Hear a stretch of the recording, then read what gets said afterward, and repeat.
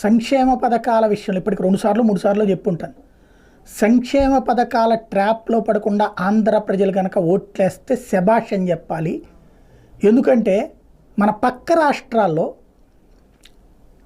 కేసీఆర్ సంక్షేమ పథకాలు ఇచ్చాడు, అంతకంటే ఎక్కువ ఇస్తానన్నటువంటి ఎవరైతే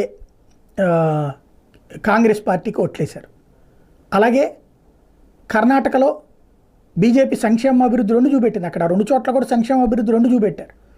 చూపెట్టినా సరే అంతకంటే ఎక్కువ సంక్షేమ పథకాలు ఇస్తానన్నటువంటి వాళ్ళని గెలిపించారు అక్కడ కర్ణాటకలో కాంగ్రెస్ని. ఇక్కడ ఆంధ్రప్రదేశ్లో సంక్షేమం పరంగా ఆధారపడి ఉన్నటువంటిది, అభివృద్ధి కూడా ఈ గ్రామ ప్రాంతాల్లో చేస్తున్నటువంటిది.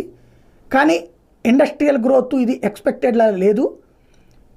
అయితే జగన్ నమ్ముకుంటున్నది సంక్షేమ పథకాలు, నవరత్నాలు ఇచ్చానని, ఒక్కొక్క కుటుంబానికి 50,000 నుంచి 2.5 లక్షలు ఇచ్చాను అన్నటువంటిది.